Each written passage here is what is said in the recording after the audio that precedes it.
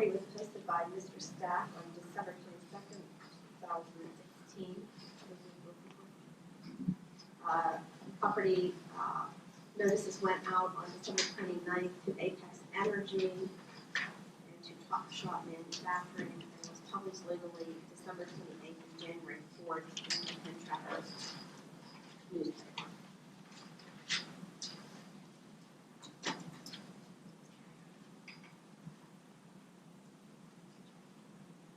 That's all. Thank you. Okay. Mr. Wilhelm, prepare to proceed.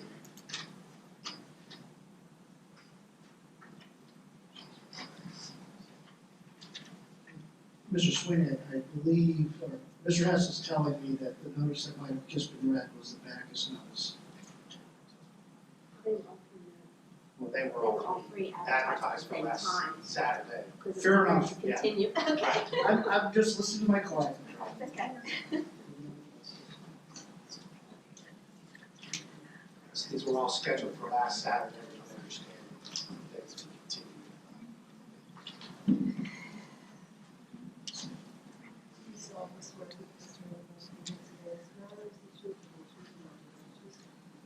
I do.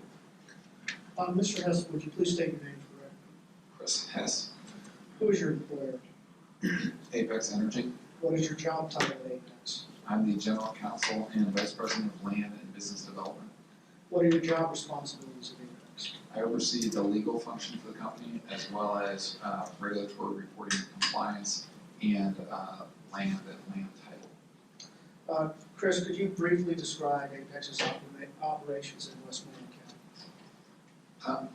Apex has 4 producing unconventional horizontal wells, 2 at the Quest Well Pad in Penn Township, 2 at the White's Pad in Penfield Township, as well as 3 drilled unconventional wells located on the Stewart Pad in Salem Township.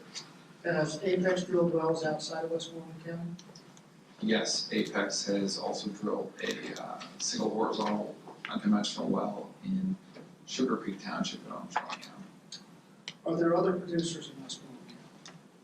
Yes, How many unconventional wells have been drilled in Westmoreland County as of today, to your best of your knowledge? there are approximately 185 drilled and producing horizontal unconventional wells in Westmoreland County. Chris, did you file an application on behalf of Apex to permit an oil and gas well operation known as Drakulic well pad? Yes, And Apex is not seeking to construct a natural gas compressor station as that term is defined in section 19202 of the ordinance. that's correct. And Apex is not seeking to construct a natural gas processing plant as that term is defined in section 19202 of the ordinance. That's correct. How many oil and gas wells are you seeking to permit on this site? 7. And will all 7 of those wells be drilled at once? No, the plan is we have a single permit in place right now, and the plan would be that we would establish a second permit, get that approved from the DEP, drill, complete, and turn to sales 2 wells, and then return at some point 6 to 18 or 24 months later, and likely at that point drill the remaining 5, drill and complete the remaining 5 wells. And there's a possibility, though, that you might not drill the remaining 5 wells. Yeah, there's a possibility. But your plan is to drill 7, is that right? That's correct. Let me show you what would be marked as Exhibit 1 to this hearing. Do you recognize this document? Yes. What is this document? This is supplemental responses to the standards for development dated January 17, 2017, and submitted to the township. And this document, was that a compilation of yourself, Apex's information, as well as input from your experts? Yes, this is a narrative statement responding to specific provisions of the zoning ordinance applicable to unconventional gas wells. Let me show you what is marked as Exhibit 2.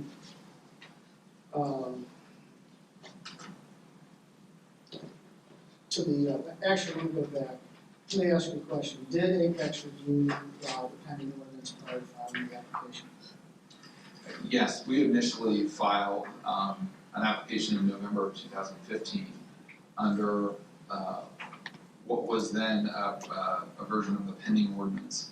And subsequently in, I believe, September of 2016, the ordinance was revised but enacted as the actual ordinance for Penn Township.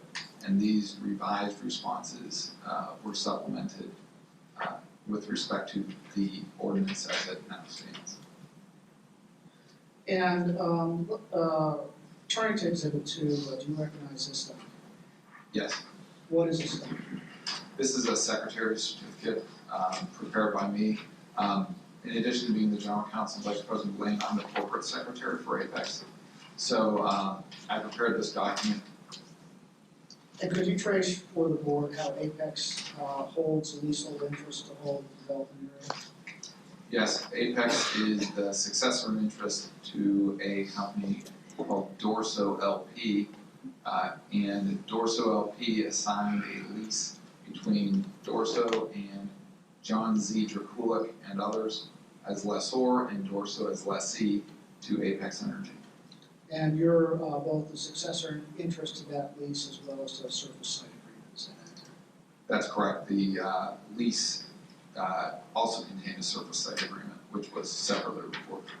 Mr. Hess, is there a protected structure within 600 feet of the planned golf course? No.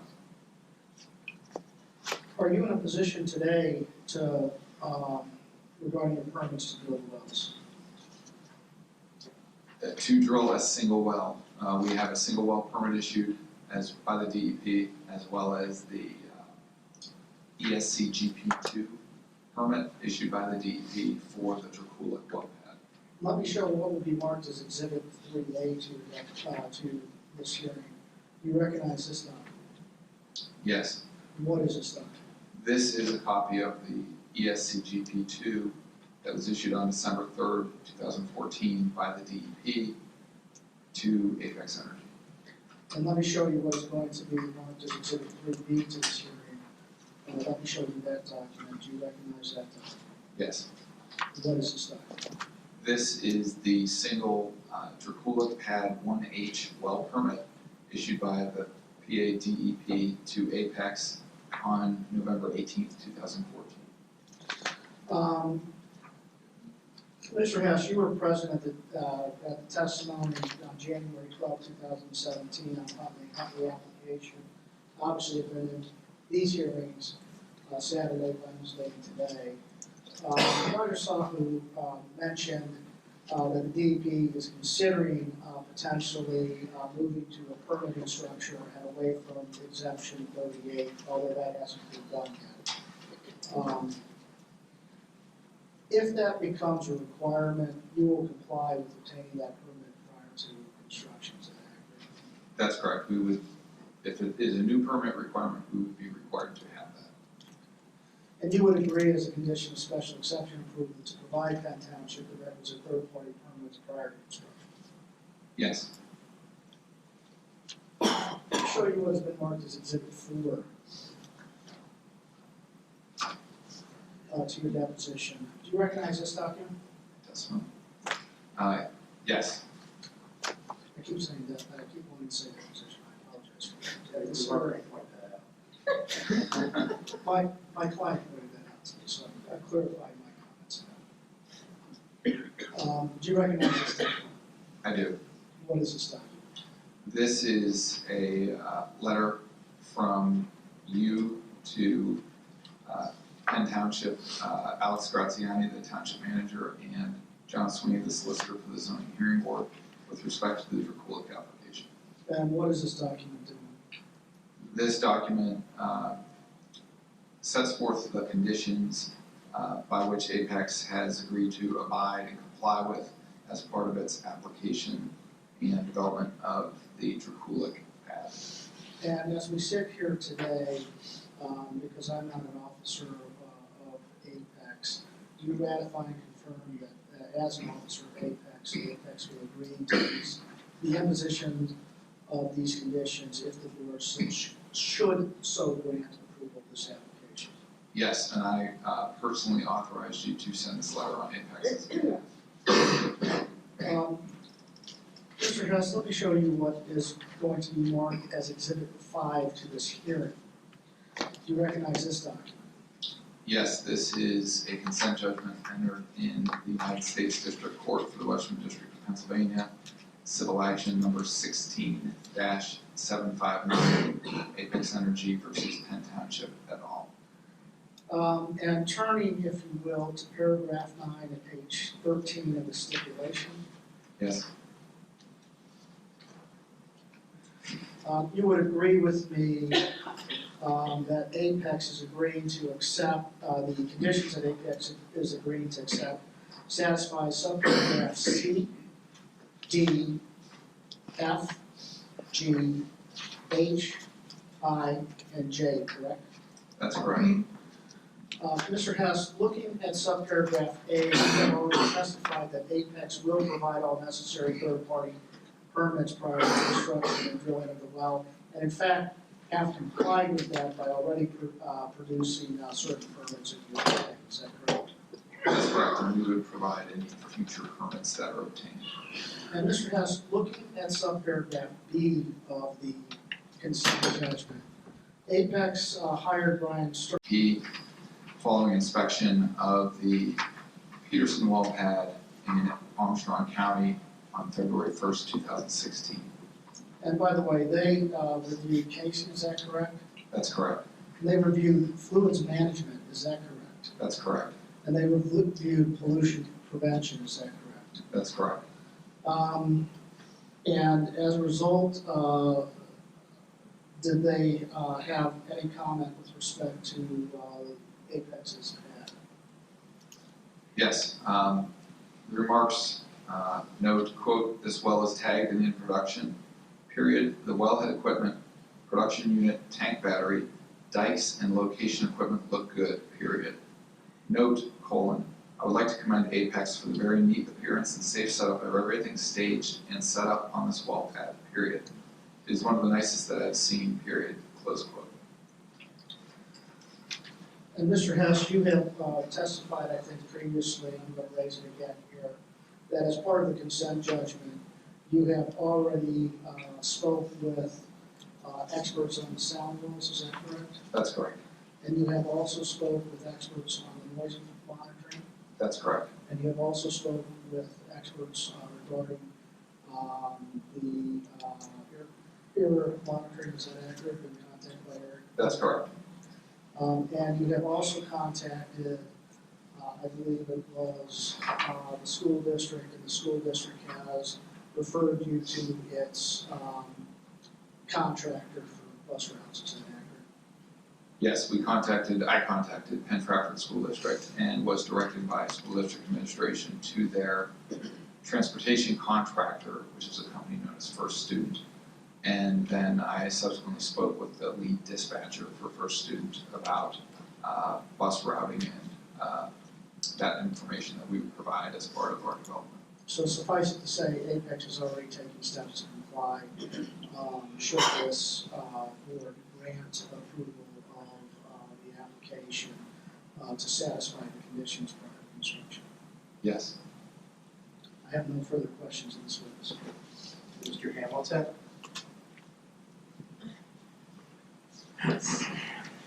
Mr. Wellham, would we stipulate that my cross-exam with Mr. Hess from the previous Bacchus application could be applicable in this particular hearing as well? To the extent there's overlap? That's fine. Thank you. So, Mr. Hess, I only have a few. I'm not going to repeat the questions that I asked you in Bacchus. I understand. For the Drakulic site, what decibel limits is Apex proposing to meet in terms of noise? 60 decibels at the property line. And that's the same discussion we had in the, maybe it was the Deutsch hearing now, That's correct. about the property line. Although we may have had that conversation with Bacchus as well. That is correct. We might have, you're right. And Mr. Wilhelm, can we just stipulate that we, Mr. Hamlin, I think we can stipulate to that because I think the 60 decibel reading is actually a code requirement that they have to meet, subject to code enforcement by Mr. Stack. okay, thank you. Mr. Hess, has Apex applied for the exemption 38 for the Drakulic well pad? No, we have not. That's something you would do after this hearing concludes, I assume, is that right? Yes, at some point, either prior to or following the drilling the well.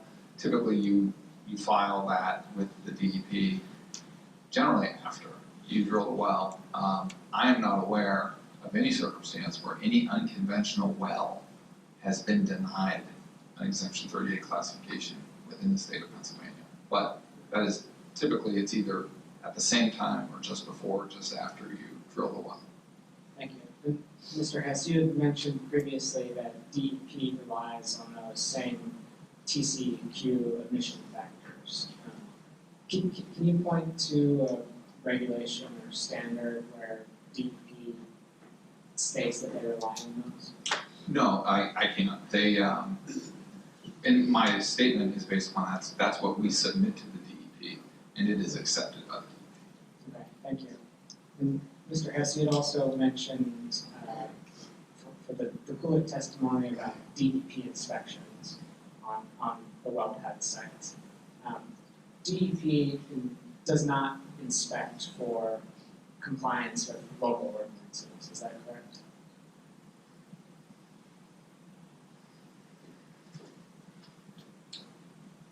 I think that's correct. I don't know entirely, but as in our experience, I believe that is correct. Okay, thank you, Mr. Hess. Any other questions for Mr. Hess?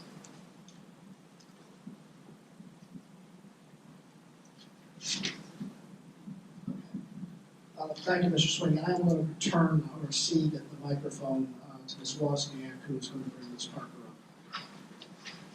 Excuse me, can I, for the record, Mr. Hess was correct. You don't have to call Mr. Hess. I have too much paperwork here like everybody else. I just wanted to make a statement as for the record for John. You were correct about the advertising, so can I put that on the record, John? Okay. It was advertised for the Drakulic pad January 4th and January 11th in the Penn newspaper. Sorry. And it was posted January 11th by Mike Stack, our code enforcement officer. And certified letters went out to Apex Energy along with to Mr. and Mrs. John Drakulic, January 11th, 2017, and also to the adjoining property owners. Thank you, Ms. Ware. You're welcome.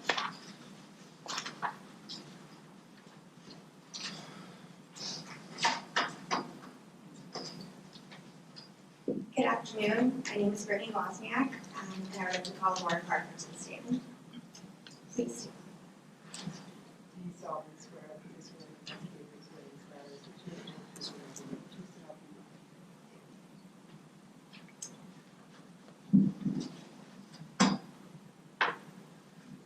Please state your name. Lauren Parker, Who is your employer? Civil and Environmental Consultants, What is your job title at Civil and Environmental Consultants? Principal.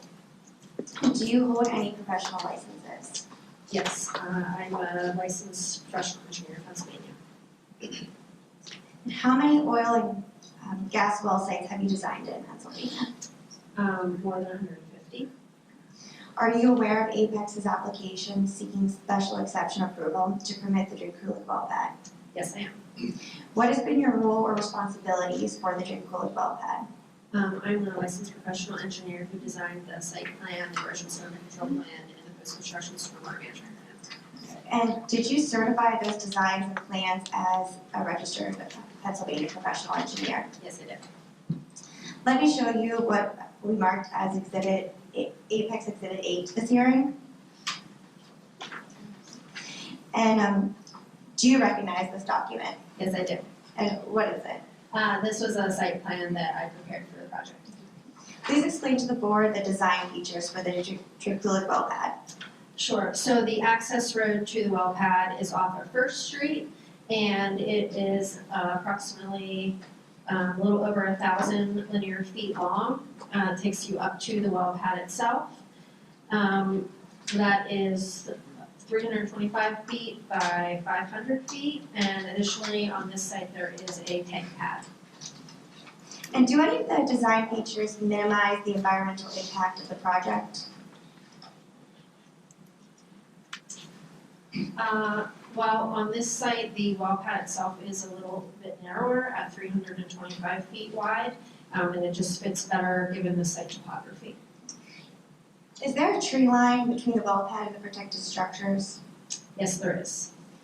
Would this tree line provide an existing natural barrier for noise and light that is not present on the Quest number 7 pad site? I believe that it would, yes. And you just mentioned earlier how this pad was more narrow, but how big will the well pad be when complete?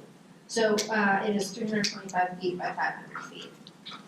And how many acres of earth will be disturbed on the development site?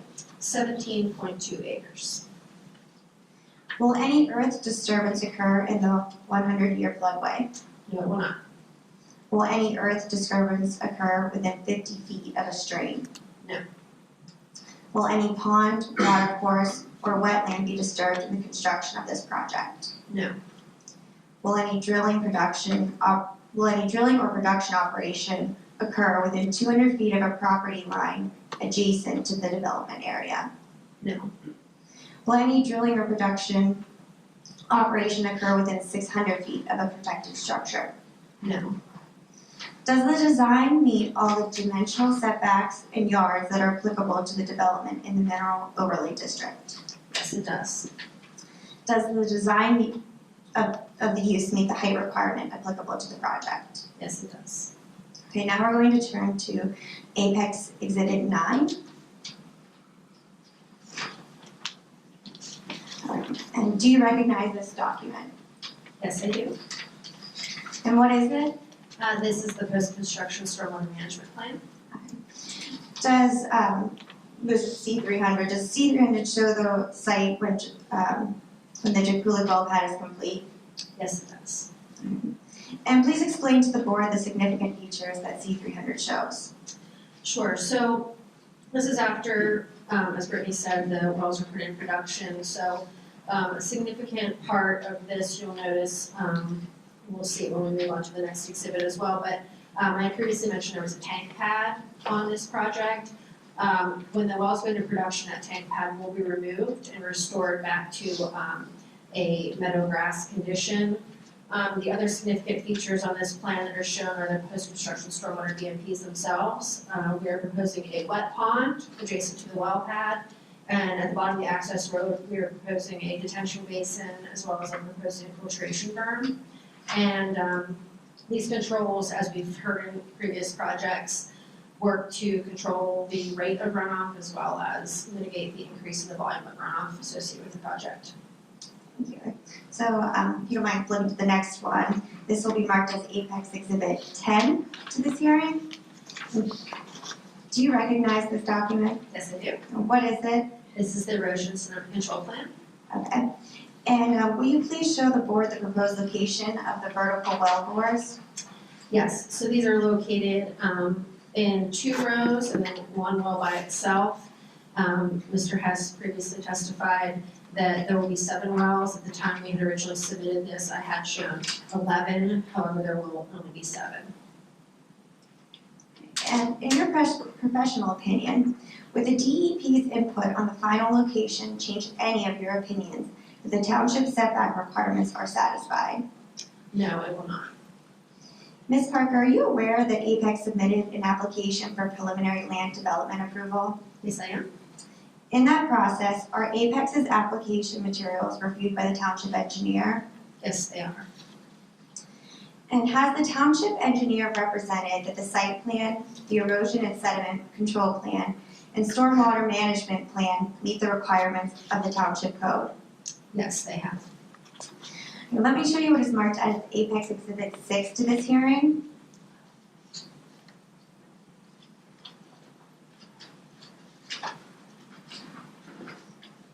Do you recognize this document? Yes, I do.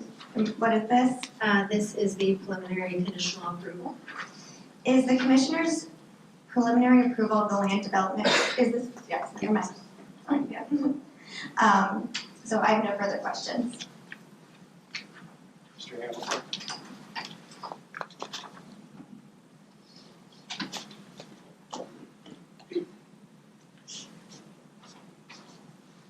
Ms. Parker.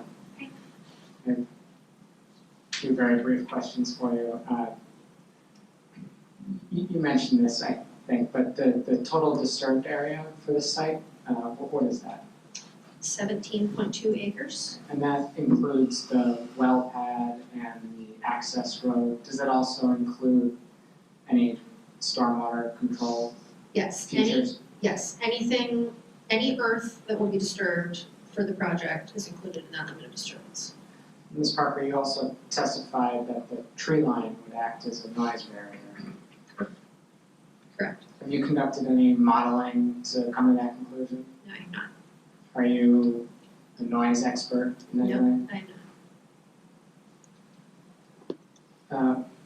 Ms. Parker, you mentioned on Exhibit 9, the post-construction stormwater management plan, a wet pond would be utilized. Can you describe the purpose of that and point to where that is on the exhibit? Sure.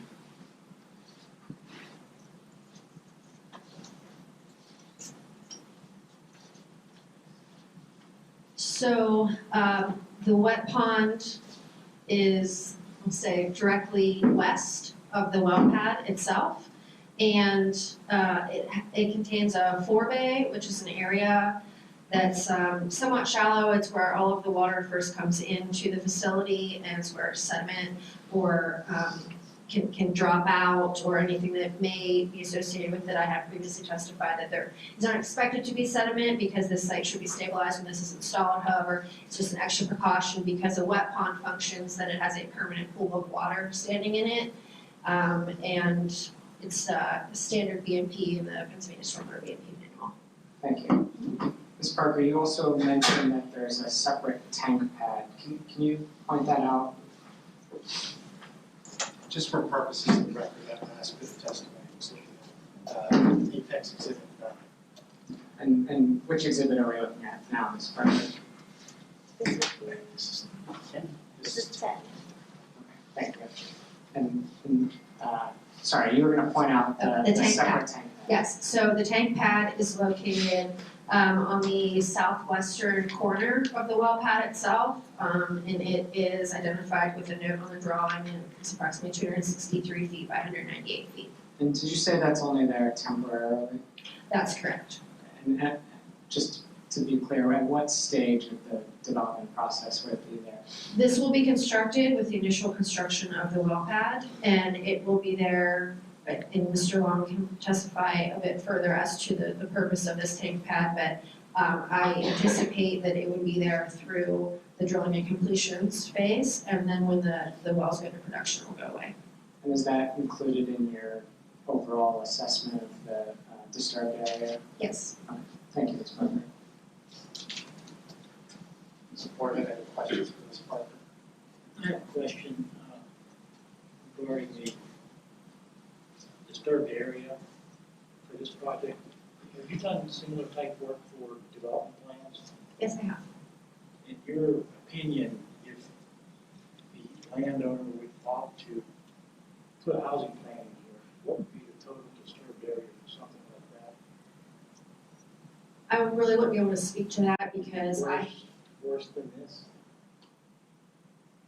I guess it would depend on how many houses and how many lots I know you would want to do, but it is a large parcel. 190 acres, you could build a house. So one would assume that you could disturb more than 17 acres to put houses on 198 acres, yes.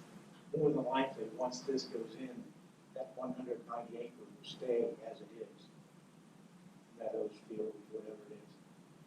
He's not gonna take and try and put houses in there for some later time. I have no idea.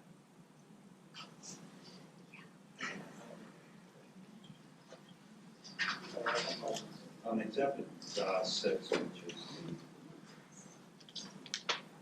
the conditional approval of well pad. Item 10, 10B says erosion and sediment control permit 11. Or is that supposed to be 30? I will consent. The resolutions, as I understand it, are drafted by Mr. Corns. Mr. Corns included the same conditions from the first one in all of them. So we are submitting our permits that are required per pad. There is the baby pad that we are required to get an ESC GP11 permit on. There is also the Deutsche pad in which we are required to get, correct me if I'm wrong, a joint permit for the Numis pad, joint pad for the culvert. Outside of that, the permit that we would be submitting to the township is the ESC GP2 permits. I believe all of them have been submitted at this point to the township. All right, thank you. Ms. Parker, I just have one question. On document C900, on what looks like the north east corner of the site, there is an existing right-of-way defined. And it looks like the site development goes into that right-of-way. Is that something you would have approval of with the owner of that right-of-way? And could you describe what the right-of-way is for? Go ahead and throw that to Mr. Hess. That is that right away is a People's Natural Gas transportation line, and we do have approval to situate that pad in that location because that pad will be tapped into the People's Natural Gas distribution system. Thank you. That's all. Thank you. I'm going to turn this back over to Mr. O'Donnell. Mr. Swain, based on the board's questions, I have just an additional follow-up. Sorry,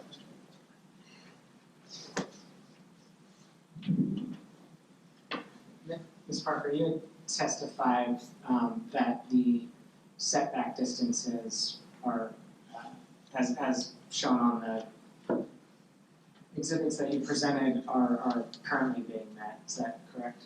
That is correct.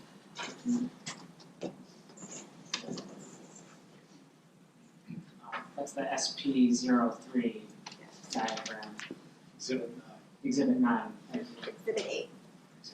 Exhibit 8. SP03. Ms. Parker, Mr. Brinker had asked about the area of disturbance for a housing development on the property. If a housing development went into the property, would Apex maintain those same setback distances? That's not Ms. Parker, that's Ms. Wozniak, she's here. And the answer to your question is a legal one for which she doesn't have the answer. But the answer to the question is, if somebody comes in, this is legal opinion, and Mr. Sweeney can agree, but if somebody comes in and puts a protective structure again with an existing use already there, it would become a non-conforming, it would become a legal non-conforming use. Does that answer your question? Yes.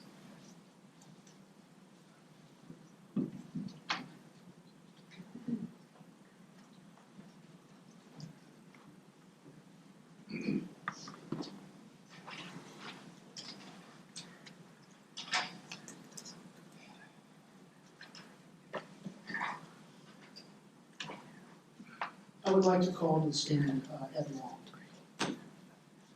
Mr. Hamilton, subject to the same stipulations that we had before. Yes, sir. Which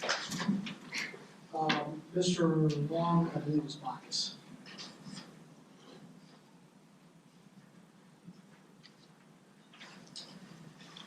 Do you solemnly swear to the testimony you provide the board is the Mr. Long, who is your employer? Apex Energy.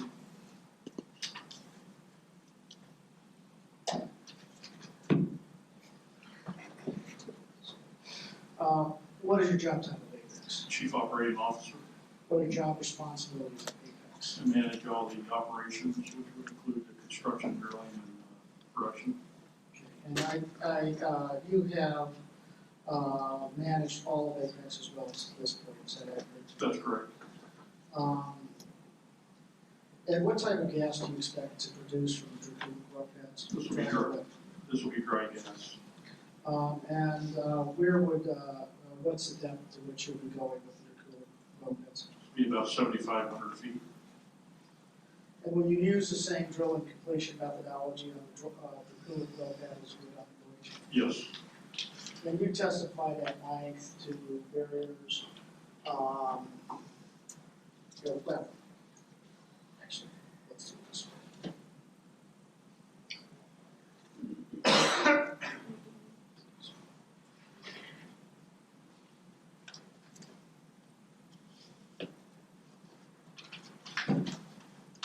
Let me show you what is going to be marked as exhibits 11, 12, 13, to the Drakulic hearing. Do you recognize these documents? I do. They represent the drilling, completion, and production phases.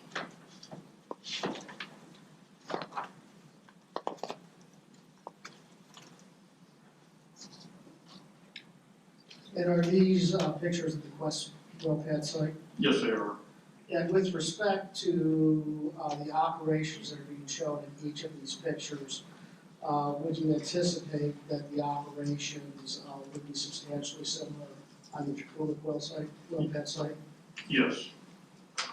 And on the Drakulic well pad site, there was one significant difference, and that is you will not be using an incinerator prior to going into production. Is that accurate?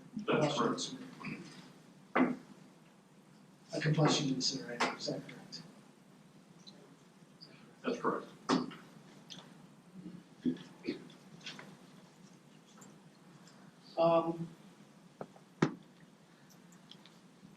Mr. Long?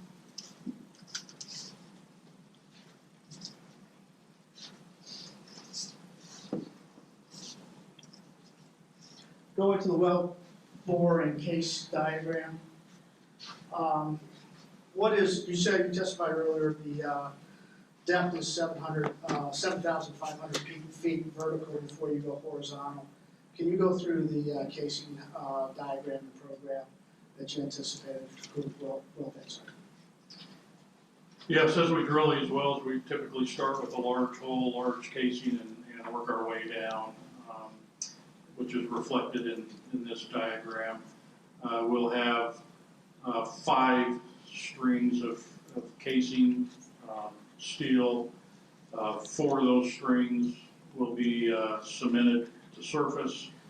The intent of the shallow strings is to protect fresh water. All of these strings, all 5 of them, serve as a barrier to protect fresh water. As I mentioned before, on the cementing side, we have we cement one of these strings of casing in. We have the ability to go in and evaluate its integrity, which we do on every string. Mr. Long, are you planning to use municipal water for this particular site? Yes. And are you planning to have a tap and then run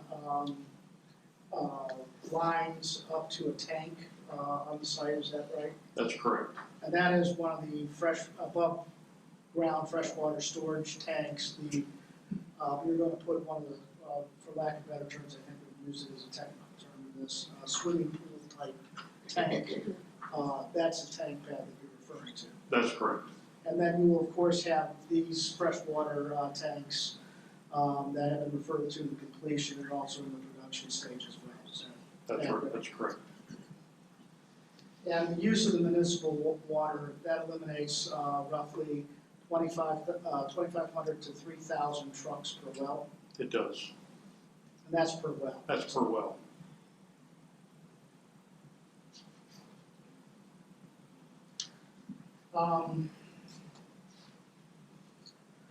Mr. Long, could you please explain the truck plan to the board? Yeah, during the during the pad construction phase, there will be a period of heavy truck traffic, which I define as one truck every 30 minutes.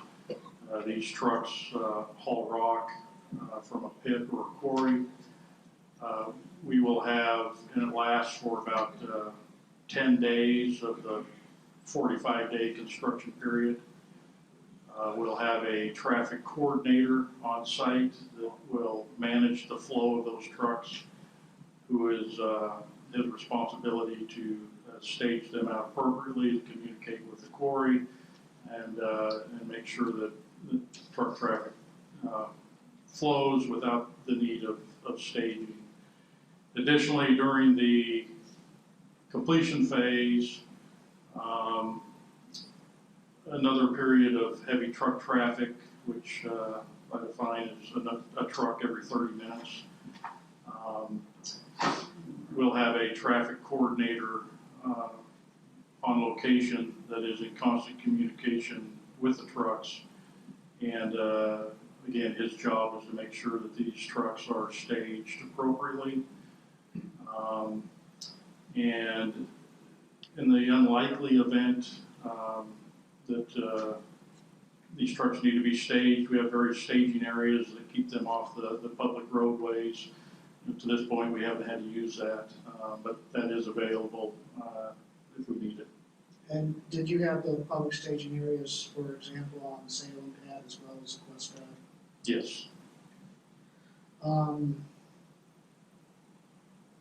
What is a truck route? Do you have a planned truck route at this point? We do not. We know that we'll have to access the pad via, is it First Avenue, First Street?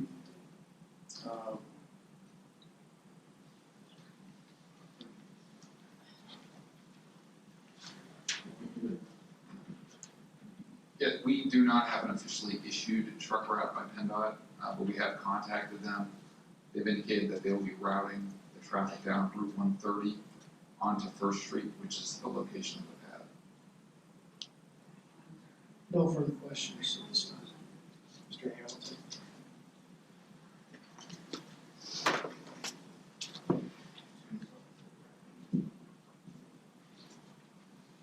Hi, Mr. Long. I believe we've already stated, putting the same stipulation on the record that the director promised from August. Thank you. That's correct. Mr. Long, is it correct there are 7 wells proposed at the Drakulic site? That's correct. And does Apex have plans to re-stimulate those wells in the future? We do not.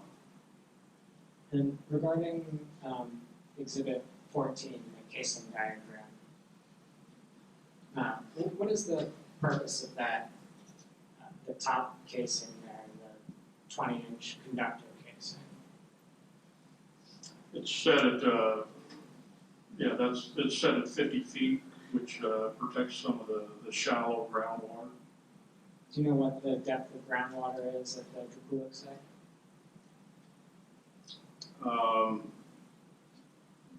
It's about, going off of memory, the shallow groundwater is 30 to up to about 15 feet. And what about the 3-inch cement casing there that goes to a depth of 850 feet? What's the purpose of that? Similar, it'll protect the deeper groundwaters as well as some of the more coaly areas. And does the elevation of this particular site impact the casing depths that would apply here? Yes. How is that?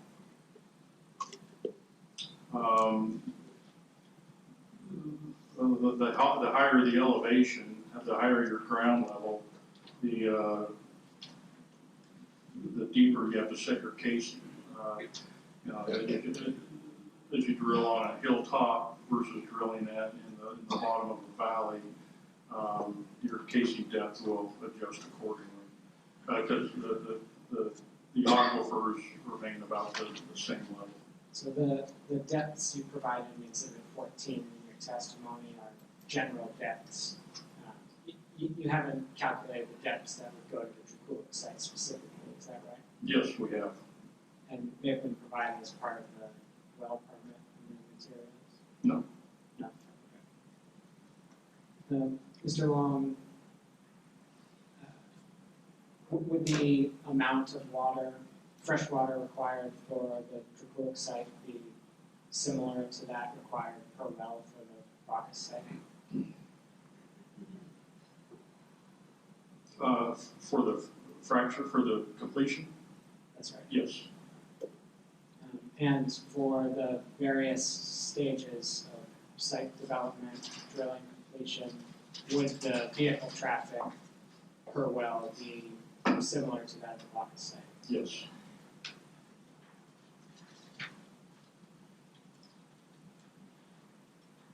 And is it accurate that no flaring will occur at the Drakulic site? That's correct.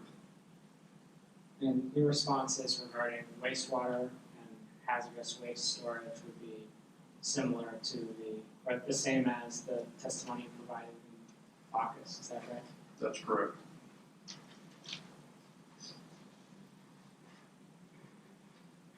Is there anything specific about the Drakulic site that changes operations related to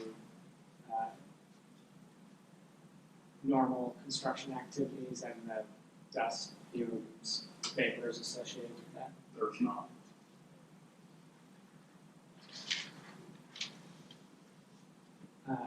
Are you aware that Apex submitted a PIND search, a Pennsylvania Natural Diversity Index search, that identified potentially sensitive species on this site? Yes.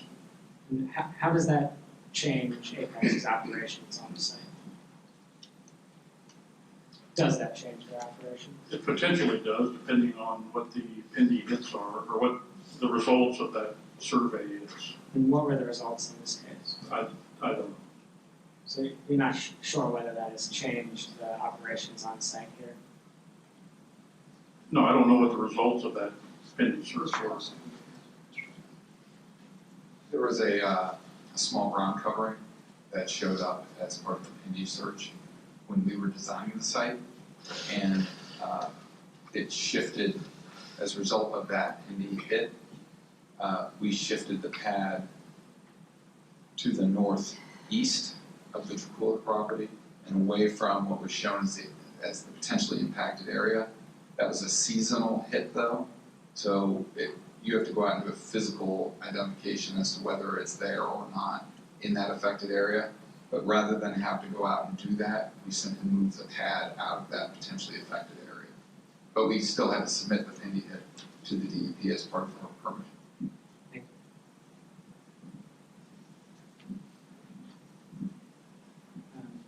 Mr. Long, for the Drakulic site, would your responses be the same as the Bacchus hearing for issues related to odor and light? They would.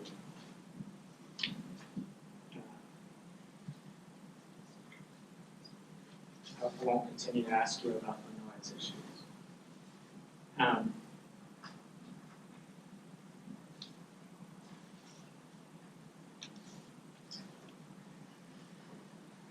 Thank you, Mr. Long. Does the board have any questions for Mr. Long? One quick question. I think in previous testimony, you talked about the fact that the well boring and casing diagram or plan for that is part of the permit for the DEP, so that the DEP has to approve the depths of the casing and such. Yes. Mr. Mo, can you, how much water would that storage swimming pool? Oh, the swimming pool? The above ground storage tanks? Yeah. They come in different sizes. You assemble those. For instance, the one, we use 2 on the Quest. and they were both 1.5 million gallon tanks. How much would you? About that amount. And at the most, it'd probably be 80%, 90% full.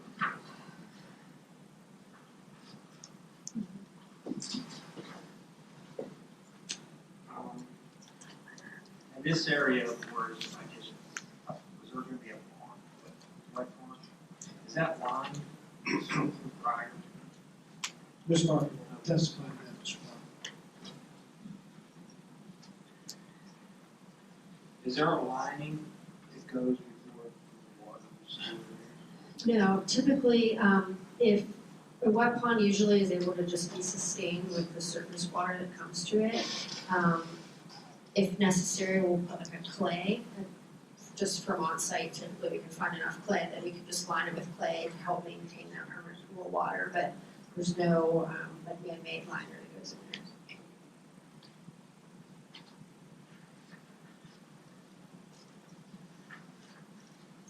Mr. Long, actually, one follow-up question still regarding the swimming pool tanks.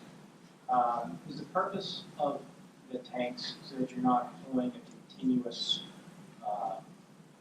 line from the municipal authority that will drain water pressure and everything else from the surrounding area? Yeah, that goes into sizing the tanks. Our agreement, in our agreement, we have a maximum daily amount that we can pull off of their system.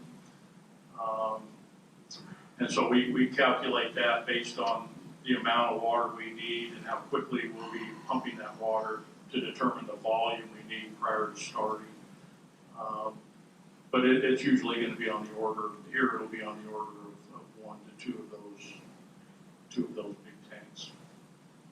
And is that something that kind of gets, we say refilled, kind of off-peak hours? Yeah, we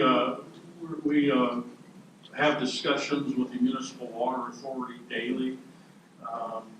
It is kind of seasonal and it's also, it depends on the time of day. They're high demand times, we can't pull as much water, in the middle of the night. We usually can pull more volume off of their system. So, that communication goes on daily in terms of what they'll allow us to pull off of their system. And would that have any effect on pressure, say, on the fire hydrant? Could that have any effect on that system, or is that going to be a separate system? That I can't answer. I assume that's what they're managing when they're giving us the amount of fluid that we can take off their system. Thank you. Anyone else? Do you have any follow-up, Mr. Hamilton? Just one line of questioning that I skipped over and trying not to be repetitive. Mr. Long, you had mentioned the truck plan for the Drakulic site. It's not finalized yet, is that right? That's correct. As far as the route. As far as the route goes. I'm sorry, I thought Mr. Hess testified to the route. If you have route questions, Mr. Hess should be. Yeah, My recollection of the testimony was, and then preliminarily, it's 1/3 to access First Avenue, or First Street, or whatever it's called. so the access would go to First Street. Is that accurate? I'm sorry. Go ahead. Yes, in our preliminary discussions with PennDOT, it would be 1/3 to First Street, or what they call First Street Extension, its intersection with Route 130. And, but PennDOT will, as we get closer to the actual construction of the pad, they sort of reserve the right to change that. So they give us a preliminary indication, but it's not final until we get that truck route, and then we move on that route. And since PennDOT's involved, is a traffic impact study required? No, they do not require that. At this time, Protect PT will call our standing witnesses, and subject to the same stipulation, if Ms. Jillian Graber's testimony can be incorporated from the Numis hearing, and the Deutsch hearing, we could eliminate some of that testimony. Ms. Grayley?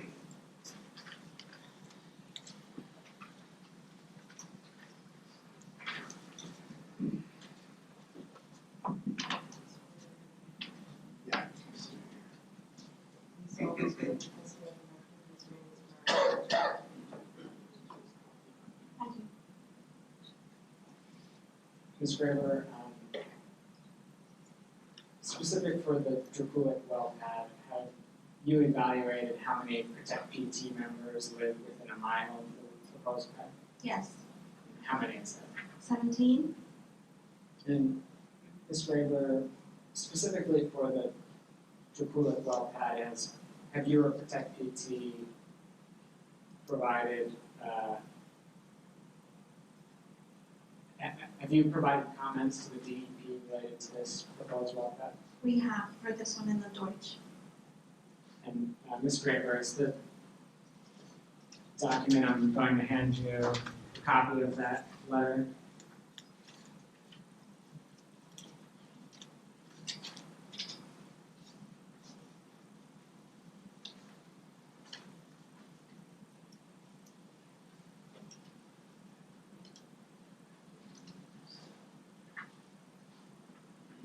People mark this as Protect PT, exhibit A. And then, Ms. Graber, can you just briefly identify the concerns with the Drakulic pad that you relayed to the DEP with this letter? Sure, so with the Drakulic and Deutsch sites, we didn't break it up, so because these two landowner notifications went out at the same time, because the permit had expired and they have to resubmit the permit. So landowners, Protect PT members in the area contacted us and said that they received this letter and wanted to know what we should do. And so we identified that there, with the two wells, and there were 26 wells proposed, and one of our significant concerns was that at Level Green Elementary there were 250 students and 23 staff currently that were of a particular concern because of the limited immune systems and developing organs of children, and that they would be in close proximity to these sites. We recognize that there are 96 private water supplies that we received from the DEP drill and operate permits submitted by Apex. Increased industrial activity and noise were a concern, and especially with the truck routes on Saunders Station, which I believe Ms. Hoffman talked a little bit about, and then also one on First Street Extension. When they were building Bradford Square, 130 collapsed right across from the Drakulic property, and then trucks and vehicles were rerouted for about 6 months, I understand, up First Street Extension, and then there was a collapse of First Street Extension because of that detour. So there was a problem with that detour. We also identified that Turtle Creek was a major watershed, and that was downhill from Deutsch. Drakulic property had been recently acquired by a developer for single-family home building, and so that those single-family homes would not be compatible with hydraulic fracturing and families. DEP and local government have shown that they're not equipped to respond to citizen concerns pertaining to violations on evening and weekend hours, as demonstrated with the Quest well site, and that residents documented impact of heavy lighting 24/7 from the Quest site. And due to these concerns, we asked the DEP to respectfully not renew these permits for Drakulic and Deutsch. Thank you. Mr. Wilhite.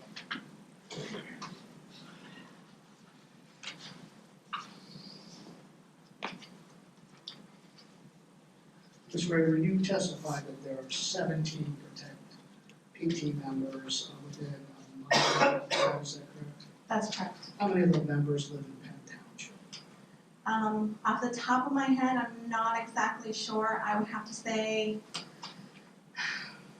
probably, So you don't know off your top of your head?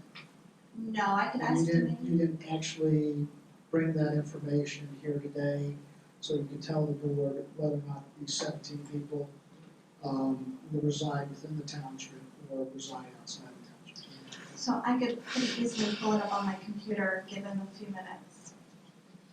Can you guesstimate it? Sure, it's probably 6 or 7. So about a third. Yeah. Penn Township, that's. Yeah, because the Drakulic well site is so close to the border of Penn and Trafford and Thank you. Okay, and there's none of the 17, is there anybody closer than a mile to your knowledge? yeah. Yes. And how close is the person to There are a few people that live right on First Street.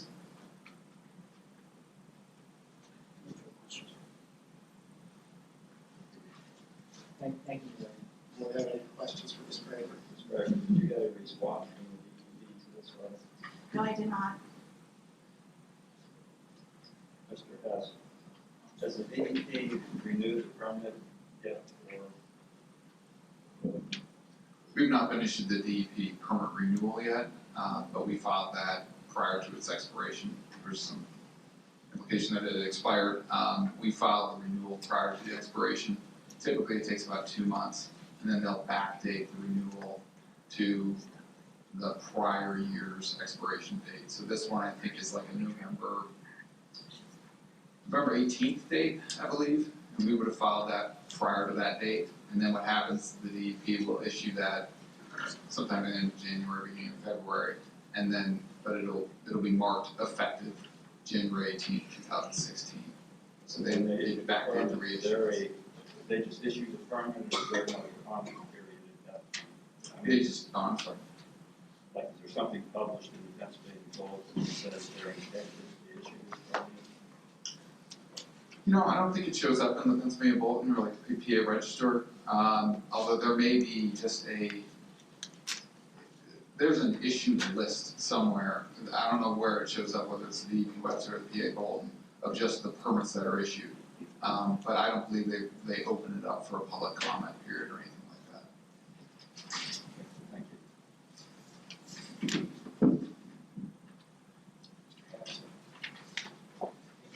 I'd like to call Larry Iyer. Is our second standing witness?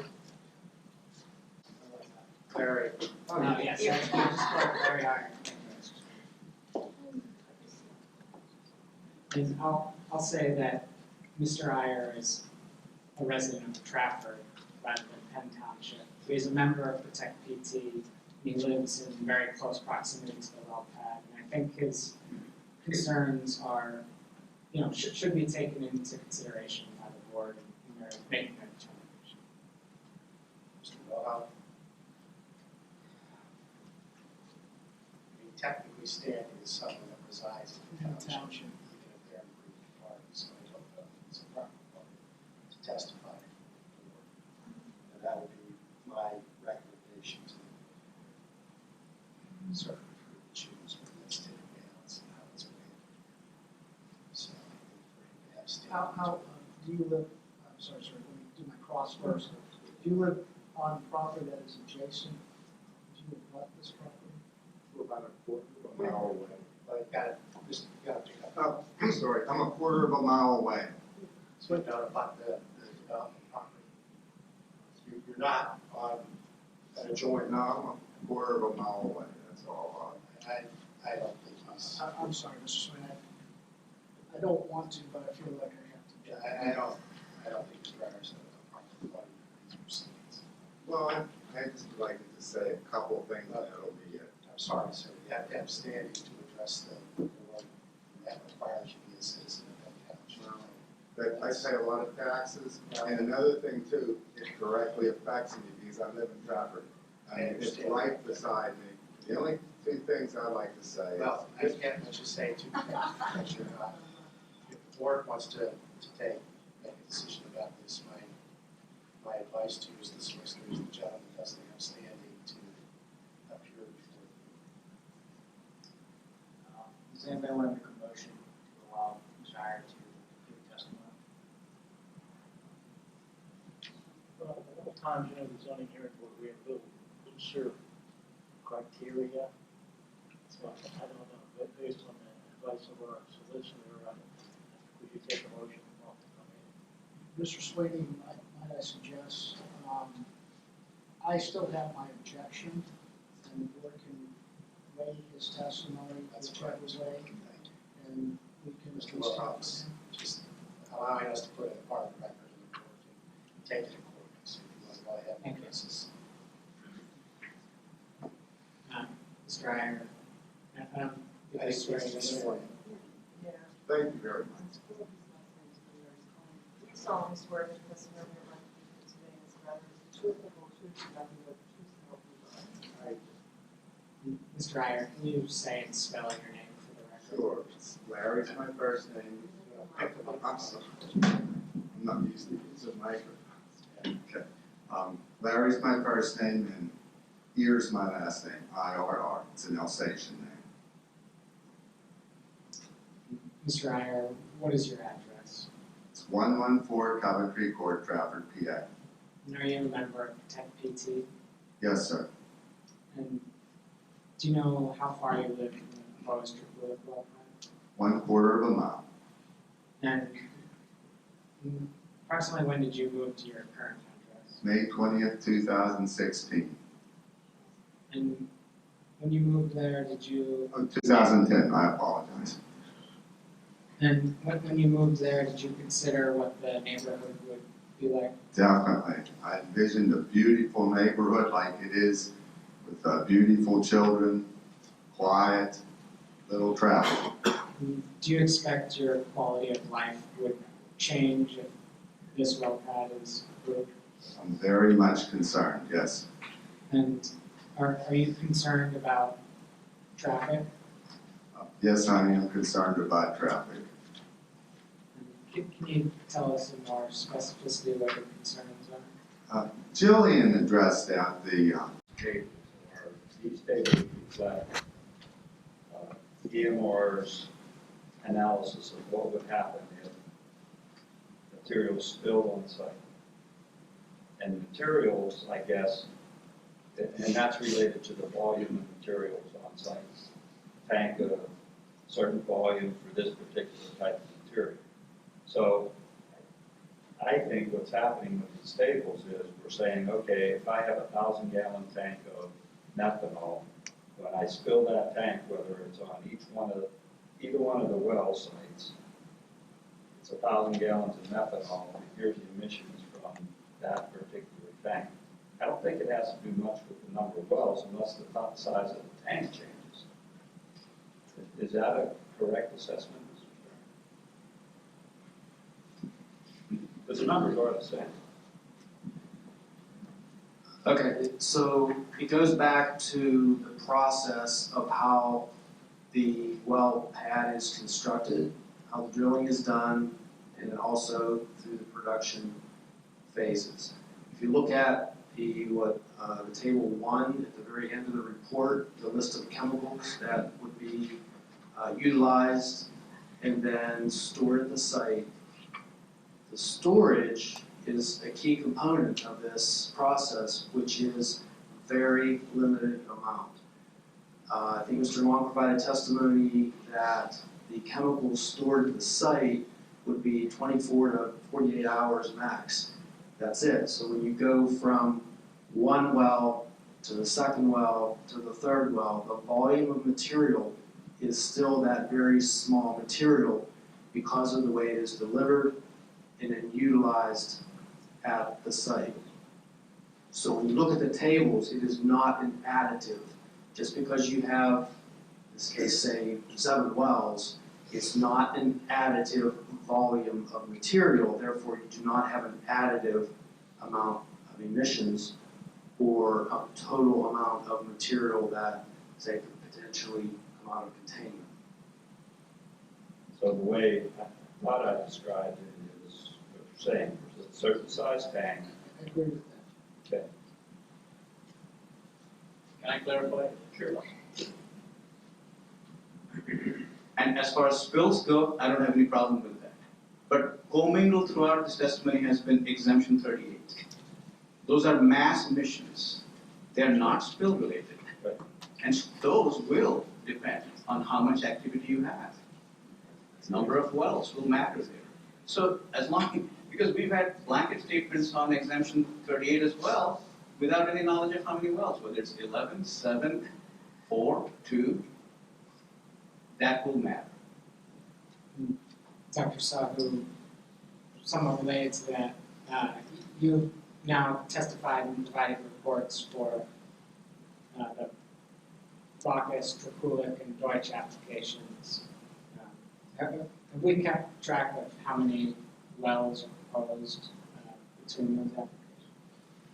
Between the three, I thought there were 4 at Bacchus, 5 at Deutsch, and it's 2 plus 5, I think, perhaps, as was described, first 2, and then depending on, their performance, maybe 5 more is what I heard, even though the pad was designed to accommodate 11. That's my understanding. And the time that's involved with each production phase, especially the drilling phase of these sites, I think it's already been testified to, but to the extent these wells are drilled back to back, how does that impact your assessment of environmental impacts and health impact? Again, at the risk of belaboring what I've said, and clear differences with other experts here, the risk analysis would take that into account. An actual dispersion analysis, if you have 20 wells, so 18 wells, and they're going to take a month each roughly to drill, well, you have 18 months of drilling, and the emissions that accrue from that. If you have 15 days, let's say, for fracking each well, and you have about 18 wells, then you have about 8 or 9 months of fracking and the emissions that accrue from that. And these things will all be happening in a relatively small geographic area with cumulative and successive exposures. So even though you don't have spills, the tangible things the design is focused on the tangible things. We don't want spills, everybody knows what a spill is, and even if they're perfect, the intangible stuff, the stuff you can't see, the emissions, the air emissions, they're not as dramatic. That stuff will persist and scale with the number of wells, along with all the other effects, the noise and light and all those things. That's the problem, and that's happening fairly close. I went to the Level Green Elementary School because it is plain to me that no matter which way the wind is blowing, when all 4 of these sites that are going, that school is going to be downwind of something. You cannot escape that fact. It would take an impossible wind pattern for that school not to be impacted and not to be downwind when Numis, Bacchus, Deutsch, and Drakulic are all in production. So that's the issue that I'm raising.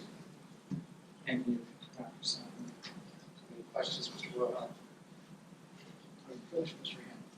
I am, actually, I just wanted to clarify for the record, I don't know if I stated that we were stipulating that Dr. Sahu's previous direct and cross from Bacchus and actually Deutsch should apply for this particular application.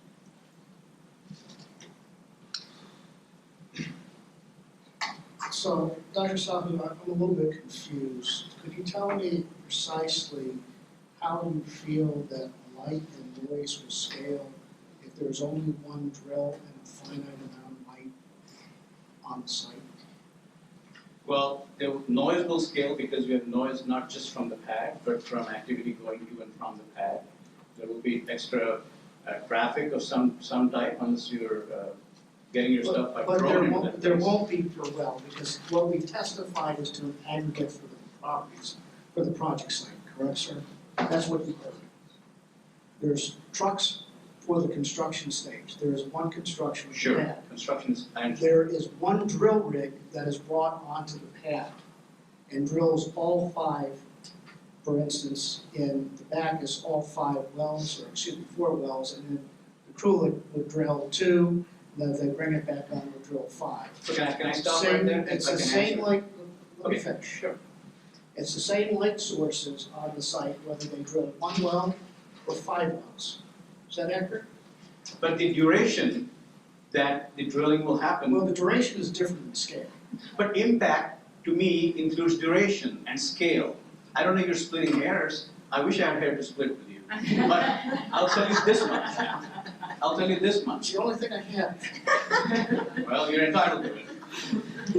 The reality is, if you're going to have noise impacts for 5 months because there are 5 wells, or 2 months if there are 2 wells, that is scaling with the number of wells. And in 190-641D, which is the ordinance that we're talking about, is a term emission groups anywhere in that ordinance. I have to go back and refresh. I haven't gone back and memorized the ordinance, but I think I could. Can stipulate to that, Mr. Sweeney? Yeah, I can tell And you, can we stipulate that dispersion is nowhere found in 190-641D? that's correct. modeling is there. The word modeling is there. And the modeling is limited with potential pathways that a fluid will flow, is that correct as well? And emissions are fluids. You can ask any engineer, fluid is But liquid or it's- gas. Okay, and you're not a zoning expert, so you don't know necessarily whether there can be scientific connotation to any of these terms that you're using. And I think Dr. Sato has already testified he's not an attorney, so I don't know that we need to interpret the ordinance. But I think he has, so I'm just asking you whether he's an attorney on this. Well, I think we could move on from this, so, do you have other questions? Mr. Wilkie? Yeah, one more question. Dr. Sahu,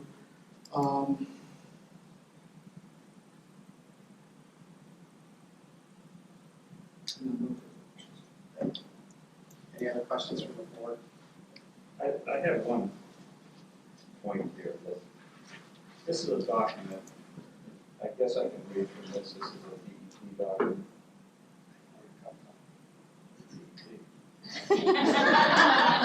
It's part of the record, it's I thought.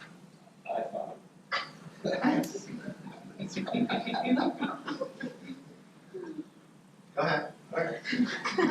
This is a question and answer on exemption 38. Okay. And the question is, this is question 26, what is the definition of a site, a single well or a well pad? Okay, and the response, and I'm assuming this is the DEP response, says, for purposes of the category number 38 exemption, DEP does not use the term site, but uses the term facility. As defined by 25 VA Code 121.1, the term facility means an air contamination source or combination of air contamination sources located on one or more contiguous or adjacent properties and which is owned or operated by the same person under common control. So my interpretation of that is exemption 38, if there are 5 wells, applies to the 5 wells. And those 5 wells, as an aggregate, must meet the criteria of exemption 38. You're correct. It is therefore the scaling. If you have 2 wells, it's both wells. If it's 5, it's 5. If it's 7, even if you put the 2 plus, like in Drakulic, to give an example, you do 2 wells and then you take a gap and you come back and put 2 more. But eventually all 7 are in production. Then it includes all 7. Okay. Thank you, Dr. Simon. Thank you. Anything else, Mr. Mayor? I do not have any other witnesses, and I am not preparing any type of closing. I I'm can, not going to ask for a closing. I can prepare that in our written findings of fact along. But I just wanted to say thank you to the members of the board who have stuck with us through this marathon. You've all been very thoughtful and I think had some insightful questions to ask of both parties, and I appreciate your time for everyone who's been here for a long time. Thank you. Just for purposes of the record, this would be the time that residents would be able to come up and testify under oath with regard to the application. But because we're at, let me see hands, showing me, may I put the lawyer's sweatshirt? traffic warning, Spencer? Our community? Somebody asked me. Hi, my name is Beth Jameson. That's where you.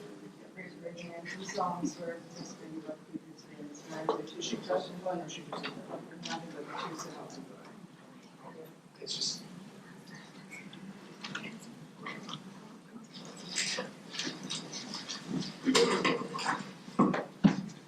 My name is Beth Jameson, 1120 Forbes Lane, Jeanette.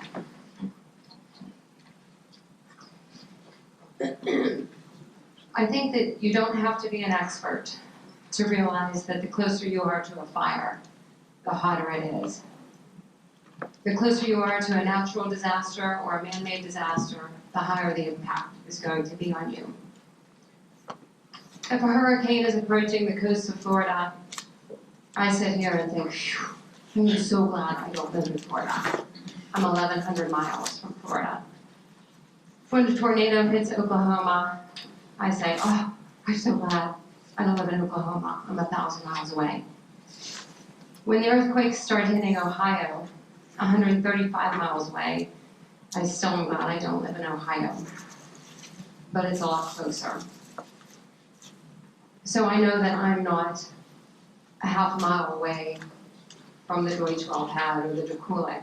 I am half a mile away from some of the others, like Beatty, Draftina, White, Stewart, McElvain, Quest.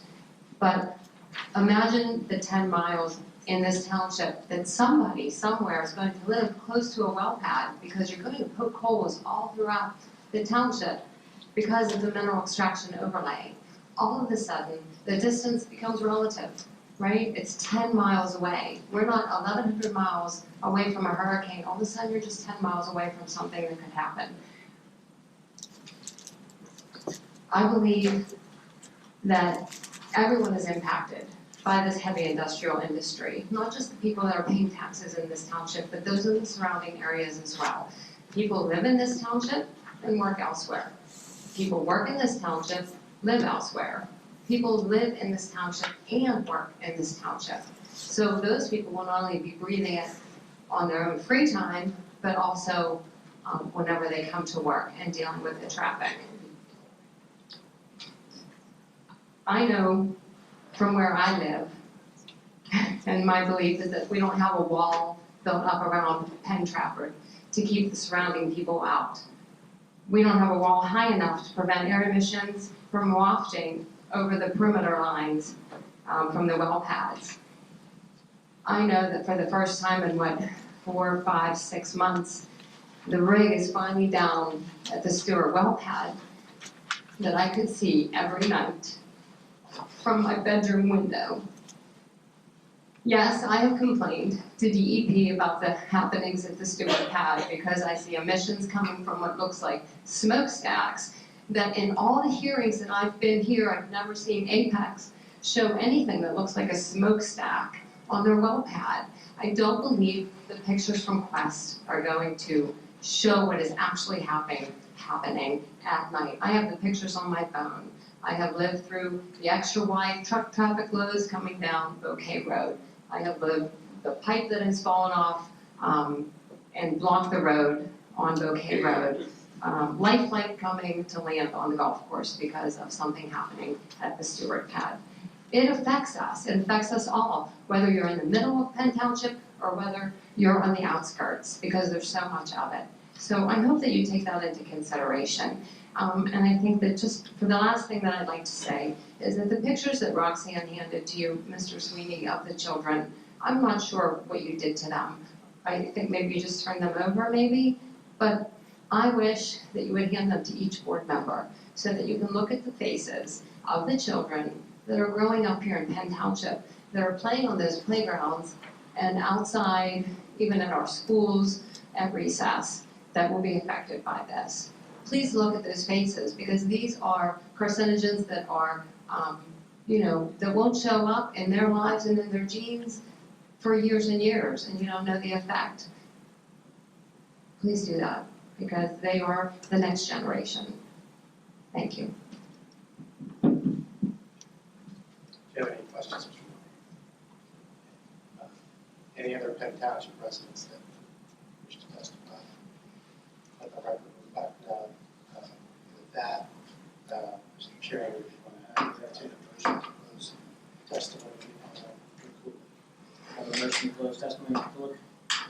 So moved. Second? I'll second. For purposes of the record, with regard to these applications, it's the board's intent to render a decision regarding the numerous pad at a regular February 9th meeting, and the balance of the applications at regular zoning board meeting in March. So a motion to adjourn? I'll make a motion. Second, and we're adjourned. Thank you, everybody, for coming and spending your Saturday with us.